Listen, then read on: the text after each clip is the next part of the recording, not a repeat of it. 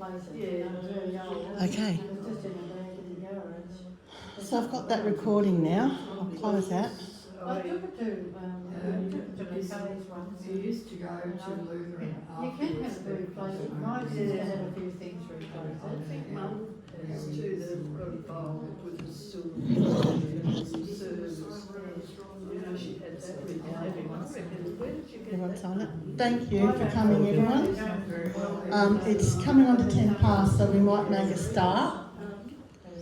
I'll be filling in for Bob while Bob's, I'm not sure where. Hopefully he's okay. We've got a couple of people who have brought in items to share this morning. Rhonda was first up, so I'll go over her things first. This is a photo of her grandfather, and she's got a lovely photo of her grandfather in the old, and I'll pass that around. I'll get it so you don't have to go. Thank you.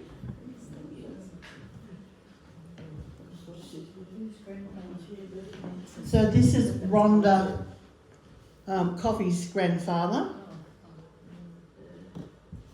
I'll read the little script that she's got. My grandfather was William Wilberforce Whitehead, known as Bert, and was born in Ararat on the 9th of December 1893. He worked in Horsham as a painter and signwriter. He built a small house in Bailey Street opposite the now tennis courts. The house is no longer there, but for a number of years I drove past the house on my way to work. My mother was born in Horsham on April 1922, and the family lived in Horsham until about 1925. In this photo, my grandfather is sitting second from left. So it's second from left to be him in the middle.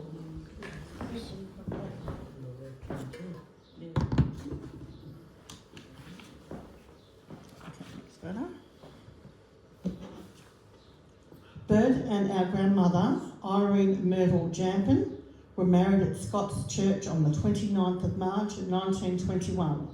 How did they meet? No dating apps back then? Another question we will never answer. Anyone got a guess? It'll only be guesses because we don't know. I reckon they met at a dance. You know how it was in the day, you'd always go to the dances and knew someone and go take somewhere else. So this is the house. Bert and our grandmother, this photo shows my grandfather outside a rather splendid newly finished house. We must assume that Bert did the painting. I recently put this photo on the Lost Horsham Facebook page, asking if anyone knew the location of the house and received many suggestions. Something of a mystery because it seems the house has gone as well.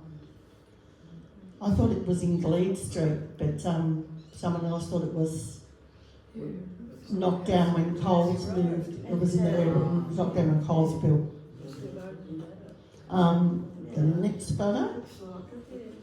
So this photo shows Rhonda's grandfather outside of, hang on, I've lost again. Fourth photo, which is the grandfather with his mates in a natural bush setting, perhaps near the Wimmera River. Bert is at the back right. It will be interesting to know the names of the other men. I wonder if it was a church picnic. It would seem that this photo was taken at Christmas time.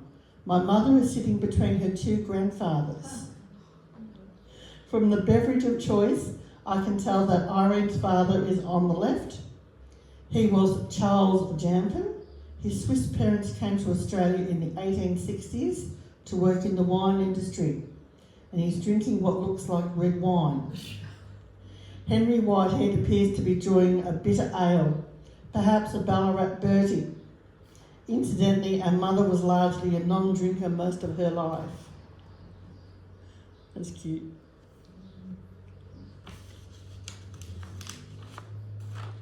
There must be another set of photos. Hold on.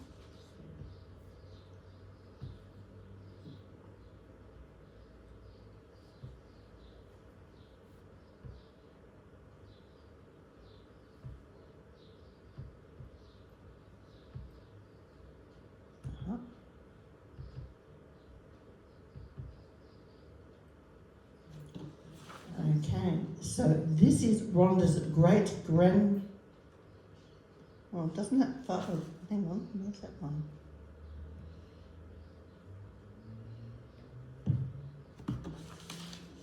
That resembles the photo she's got. I'm not sure it's the right one. Rhonda's great-grandmother, Agnes Ada Wilson, was born in Bathurst on the 28th of December 1852. Records show that she married a John Ambrose in 1872 in Forbes and may have given birth to her first daughter. Ambrose died as a result of falling from a horse. And that's when the trouble started, as Agnes married Samuel Armstrong, a thoroughly disreputable person, in 1879. So that's this one. Samuel was apparently born in Ballarat in 1853. His criminal history dates back to his early teens. Much of the information was found by Ian Rees at the Horsham Genealogical Society. On the 2nd of July 1884, Samuel and Agnes's daughter Elizabeth Ada was born in Bielba, Victoria. Elizabeth was our grandmother.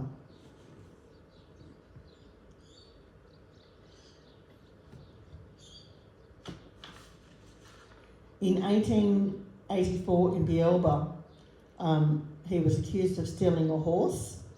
Then in 1885 they were in Minyip, where Samuel deserted his family on the 14th of September. He obviously returned to Minyip at some stage as his son Henry Herbert was born in Minyip in October 30th, 1886. However, again in 1886, he was reported as a deserter. The Victoria Police Gazette noted he was last seen in Hamilton.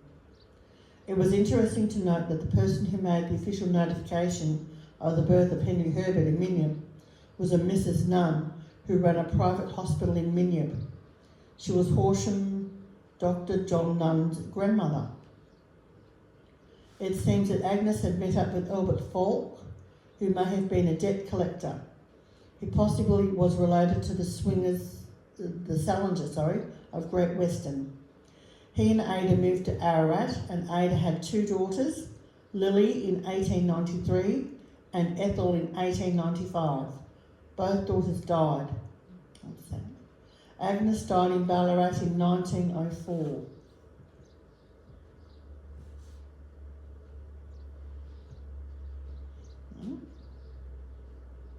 She's got 6 photos, but not a...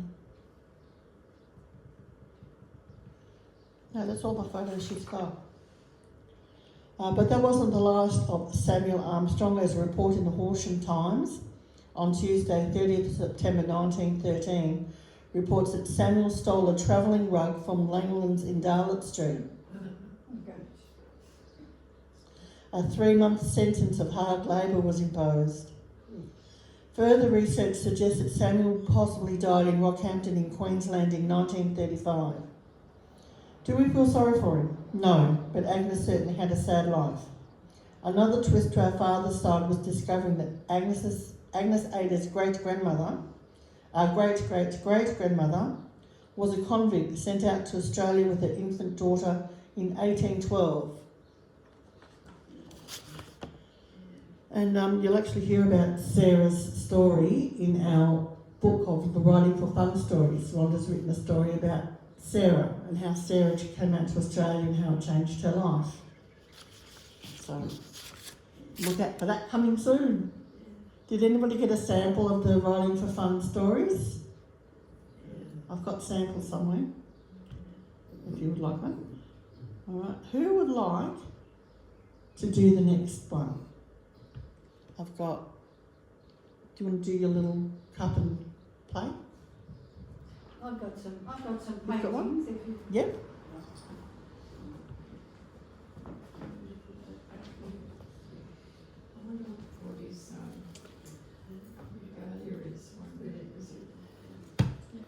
Do you want the microphone? We'll just have to lie them down here.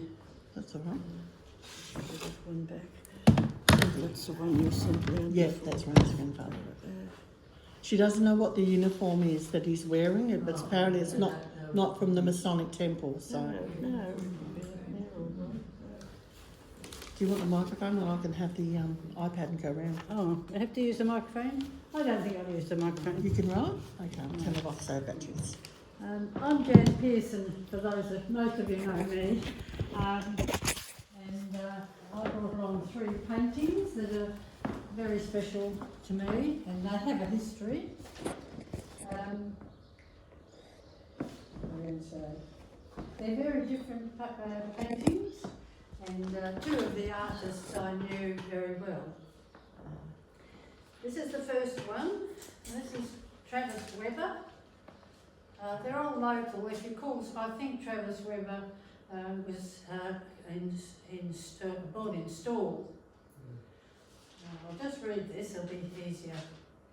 Travis Weber was a landscape artist, born 1990, and he died in 1968, so he didn't have a very long life. And he did many paintings of the Grampians and other places. His places are still online for sale, and the price ranges $200 to $2,000, and I saw one of $4,000. My husband bought this painting for his parents in Melbourne, and it was given to them the first Christmas after our marriage in 1956. And this painting hung in their dining room for many years, and the painting was returned to me when the family house was sold. And this is painted in oils and on board. It's the original painting, so that's the board, and it's in the original frame. And online I saw one with a similar frame. So that's Travis Weber. Have you all heard of Travis Weber? No. Yes. And the second painting. That looks like. Can you guess who did this painting? What's the name, Smith? This is a Horsham artist, and this is Gwenda Smith. Yes, I said that. Gwenda Smith. And Gwenda Smith is very well known, and she's online also. She was a watercolourist, and she did many paintings of flower arrangements and landscapes of the Grampians. And this hangs in my bedroom, and I bought this painting at the Makers Gallery. We've got 2 landscape paintings of Gwenda's. She was a personal friend, she and Clive Smith. So that's a painting that I really like. It's a lovely frame too. Very pretty.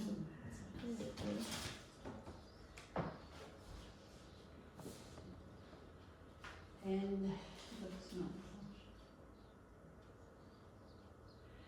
this painting, motor page. This is a painting by Claire Gleeson. Any of you know Claire Gleeson? She was a friend of mine. And this painting is called Sunny Day. It's not signed. The other 2 paintings are signed by the artists. But on the back, Claire wrote her name and address. C. Gleeson, 25 Renaissance Street, Horsham, a sunny day. And it's of the, it's very different to the Grampians, which is lush and green, and this is a desert painting. It reminds me of the little desert. I thought it was a lovely painting. I bought this painting, it was displayed in a vacant shop in Fibrae Street, and I think it was local artists' display. And I bought this painting for $30. I wrote on the back $30. I also wrote on the back 1996, and I'll tell you something else. Claire passed away in July 2010, aged 96. So on the back I wrote 1996, so she would have been 82 years old. And I also wrote student of U3A. Mhm. So I thought that was topical for today. And that's all. Thank you. Oh, I just was going to say that about the gallery. Oh yes, I haven't said that. There's a record online of Gwenda Smith's paintings, and she had an exhibition with Con Croker. Con Croker was a photographer, you might remember Con Croker. And they had an exhibition at the Horsham Town Hall Gallery, celebrating 40 years of the gallery. Of course, following renovations of the gallery, it's now called Horsham Regional Art Gallery. Thank you. Was Brenda Smith a Sawyer before she was? Yeah, she was a Sawyer. Yeah, Brenda yeah. Smith was a Totally Sawyer. Sawyer. So I knew She's a well-known Brenda lady. and Claire personally. Yeah, so I remember them. I had a printing business, didn't I? And she and her husband. Pardon? Did I have a printing business? Printing business. Who had the printing business? No, I don't think this was Clive Smith for me. This one? Some haymaking business. I can read this one? Okay. Hay business. It's brief. Pardon? Oh. So I might get someone else to hold the camera then. I don't know how to use one. You're only just going to hold it. That's all. That's nice and steady. No, you look at it. Oh. No, Just the other way hold it. around. Yep. As you look at Camera's on the back. you can Oh, focus right. and focus it on her. I don't know, I haven't got one of Hold it those. up, hold it up, you haven't got a face. Okay, so Oh, now right, we I see. have Nancy Robertson's great-great-grandmother's cake dish. Wow.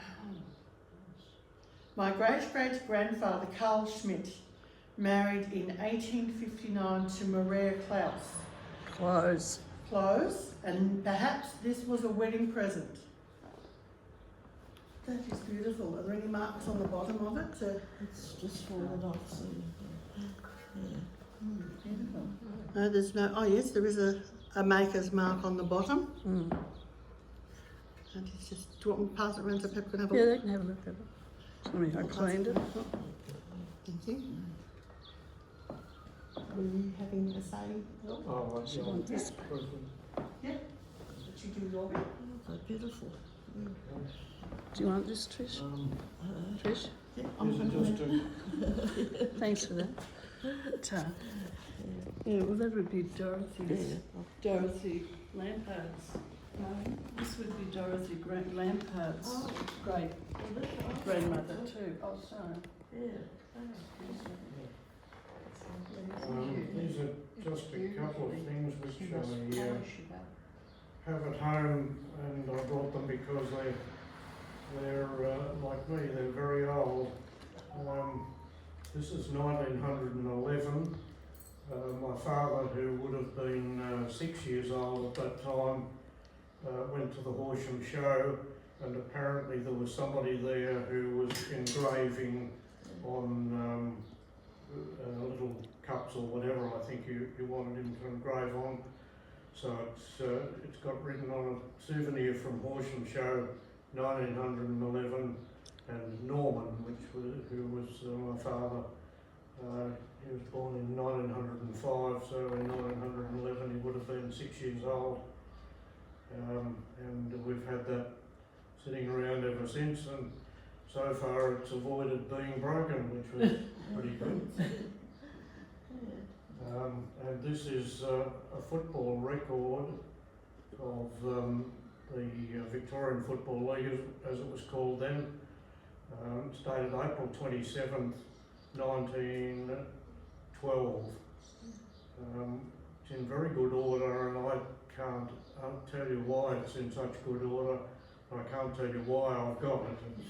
It's something that appeared some years ago in our house, and where it came from originally I'm not sure, but you can pass that around if you like. Oh, frightened we might break that. It's beautiful. Does anyone else have anything to show? I told my granddaughter it was show and tell morning. Geelong and Collingwood? It was all that. Yeah. You've got something to share as well? Yes? I haven't got any real personal, but this is showing my age. This is the Herald Sun from August the 15th, 1945, and I was at high school and we had the day off and went down Firebrace Street celebrating, and that's the end of the war. And this one is Friday, December the 31st, 1999, the end of a century for the Herald Sun. It's got a lot of interesting things in there. So that's the local. No, it's every day Do you polish that all up? Yes, I did, and I didn't know whether it was silver or not, because I bought some silver and it said don't use unplated silver. So then I daringly polished a bit on the bottom and I realised it was silver, so I did the whole lot. Yes, it's got the numbers on there, you can find out. Yeah, I had to find out. I don't want to handle it, I want to drop it.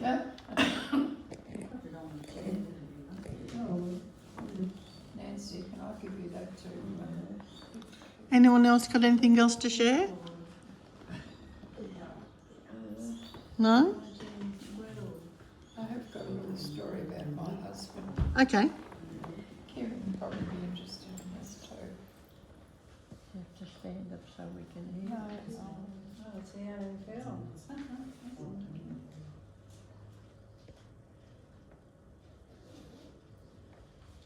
Totally different now, isn't it? 1912. Jack McHale, I sort of know that name. This is a story about my husband, Peter. Monday, Horsham Monday, Laharam, and Horsham District League Football Club believe they have another Coleman.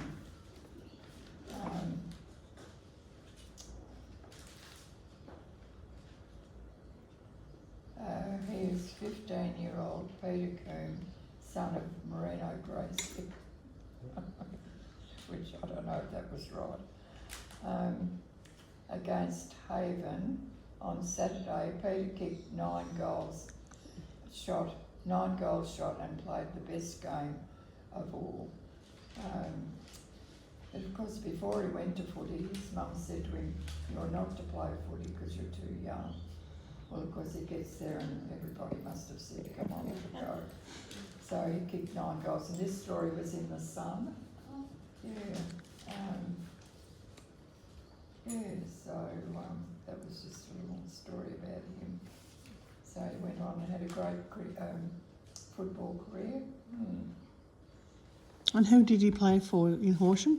Sorry. Who did he play for in No, he Horsham? played for Laharam. He Played for Laharam? 1 year for Horsham, but he played football, I guess football. Must have been a big story though to be picked up in the Melbourne papers. 9 goals. Yeah. That's impressive. Well, it was Do you see the papers? the first day he went to footy, you see, and his mother said, "You're not to play footy because you're too young." Because his bones are still he growing. did, Yeah. And because he kicked those 9 goals and hit the I headlines. bet they kept him on the team after that. They would have. Well, it was banned from going to footy for the next couple of weeks. Really? Yes, because you, Everyone, So does anyone else have anything else to share, or we're all done? Get this to stand again. If we're all done, we might stop and have morning tea. We've got some lovely stuff on the table, and I've got scones in the fridge that were made last night. I found a story on Trove.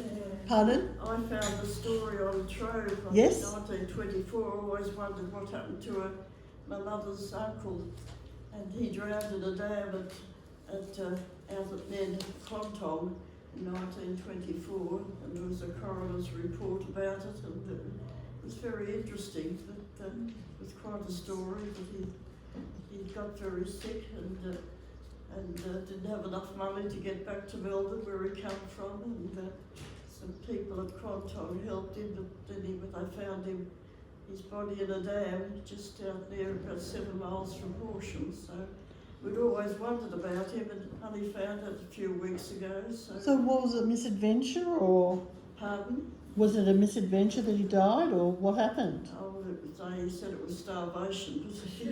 He must have had something wrong with him, but he did work at a shop here in Horsham. I won't mention the name, but he left work and then went back and couldn't get back to work, but then found his way out to Clontong, and somebody helped him out there, but then he left the house.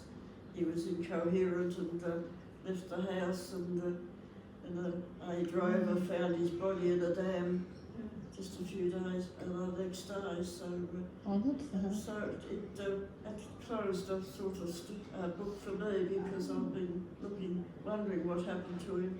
My mother would only say, oh, he drowned up near Horsham. In those days they didn't talk about if there was a black sheep in the family. They just didn't talk about it. So so it was very sad, really, because he had a family of about 7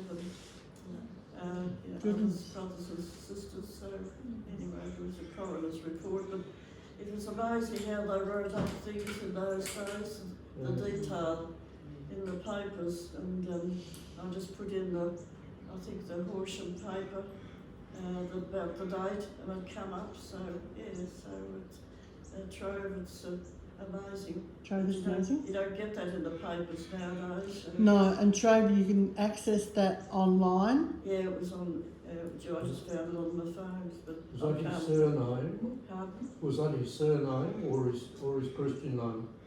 Trove. Trove is the website. Trove It's a database. Is a historical Search engine. details. Oh, okay. And So you can get any paper up and read all the old news. I've got quite a few obituaries up of my family in Melbourne. My mother come from Kensington and Melbourne, and I found the headstones of their and the write-ups of their some of her relations' deaths and that sort of thing. So many years ago too, there was my mother-in-law's father was involved in a drowning out near Clear Lake, and a workman drowned in the dam, and the mother-in-law's father tried to go in to save him and couldn't, and he suffered, the man died, and that was all on Trove, a big column on that. So it was, as I said,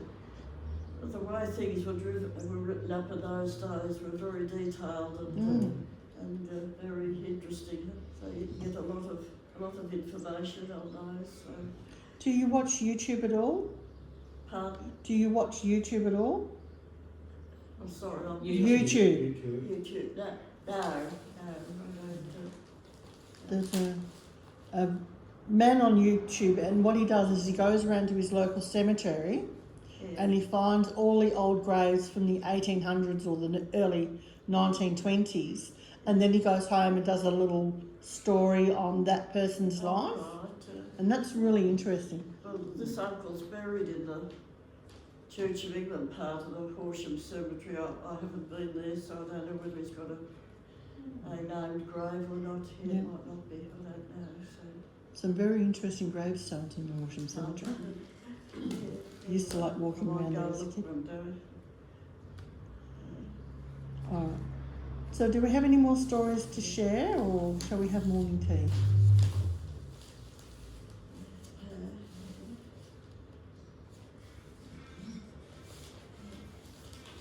On the three? All right. Going to school. I'll try.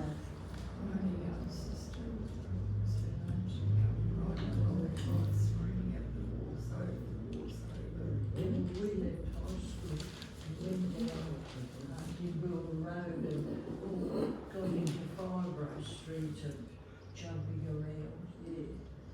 I was at school too when the war finished, and we were all sent home. We used to have in Melbourne, we had, you know, blackout curtains, and we were always told to get under the table if the bombs came. And we used to wear a belt around our waists with cotton wool for our ears and a teething ring. And along the schoolyard they had a trench right along the schoolyard. And so if there was war came, we used to get into the trench, and we used to wear these things around our waists. Gosh.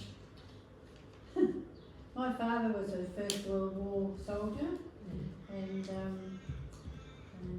my parents married, I think he was 40, you know, over 40, and he was an office boy when he went to the war, and when he came back he went to the same firm and ended up as the manager. And that was A&A Airways and Hollyman Shipping. I don't know, if you're not from Melbourne you probably don't know, but I did go to the shrine in Melbourne to see his record a long time ago, and just last year I went to a 90th birthday of my school friend, and she had her birthday party at the RSL Caulfield. It was actually in Elston, but my son dropped me off. And along the driveway of the RSL, they've got the name of every soldier in the First World War, and my father's name was there. So that only happened last year, 12 months ago. So I was really pleased to see that. Yes.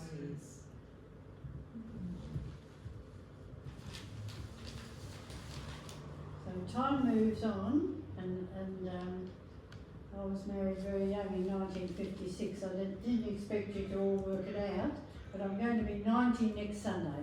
Oh. Good on you.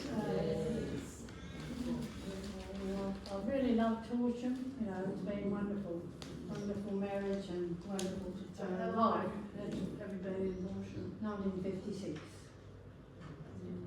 I was still at high school. Huh? I was still at high school then, I think. Yeah. 1956. Yeah.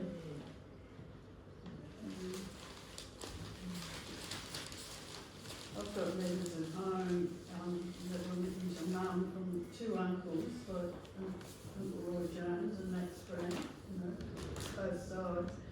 And I must have just been born because they'd sent something down from out of Darwin where they were stationed in the army.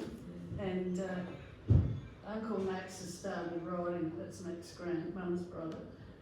And then Uncle Roy, Dad's brother, Roy Jones, he's taken over, and at the bottom they must have sent some trinket or something home they'd made. And he said, if you don't like it, Evelyn, give it to the little one. And that was me. I don't know what it was. Yeah, and I've got letters from the middle, when they were in, was it the middle, near Lebanon or somewhere? Where were they fighting up in the top of Africa too? There's cousins have written Mum letters. In Egypt, they trained in Around, Egypt. yeah, around that area. War. Yeah, that was the Second World War I'm talking Oh, about. you do, yes, I know, yes. And that was really interesting too. And Mum had kept them all, so much stuff. What do you do with it all? I've got, you know, a lot of history. Yeah. Got a lot of old newspapers too that should look through them now. I've got newspapers, but I haven't looked at them for so long. Did you know you can find your family history's war records on the War Records website? There's got a virtual war memorial online. That's my grandfather, my dad's dad. He was killed over in Singapore. He went right through Africa, traced Ronald all the way through the desert, and then when Darwin got bombed, he was sent over to Singapore and Port Moresby, and he was shot on patrol while he was in Port Moresby. But what I find interesting is that's my grandfather and that's my son. Do you see the semblance in the faces? Very, very similar. And they would be about at the same age. Very, very similar shaped face. And the hairline's a bit different, but they've got the same ears and the same nose.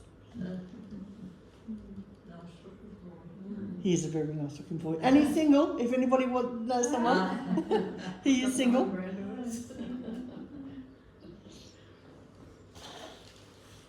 So, yeah. We might stop and have a coffee or a cup of tea. I'll get my scones out of the fridge.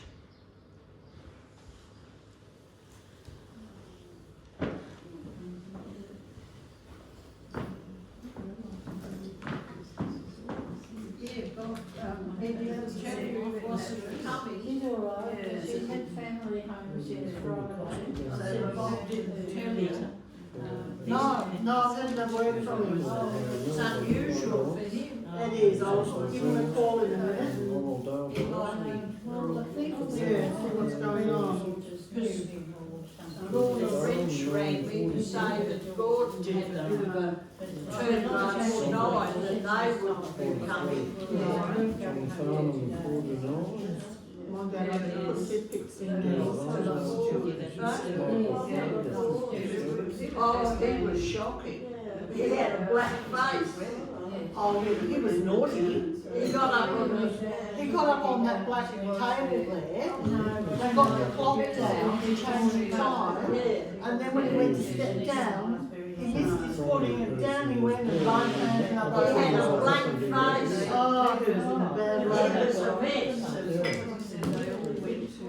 That's all right. The Greyhound Club or somewhere, it was a big area to that house, there was a post thing that we should figure out to do that someone, because people just I don't haven't see seen it it on on Wednesday. get hot water And, from that. I think I was particularly very David. Yes, David. So you push the button there. Terrible. I think the United Church was full of schools. Yeah, that's what my neighbour, David Ward, I don't know if he was there, he went up the street. There were bollards out on the road, and he said that it was everywhere.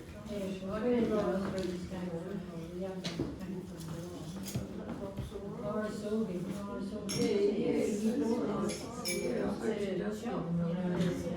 Yeah, Westwood's son, Jamie, Jim, they call him Jamie, he was in there a while back, he said he was talking to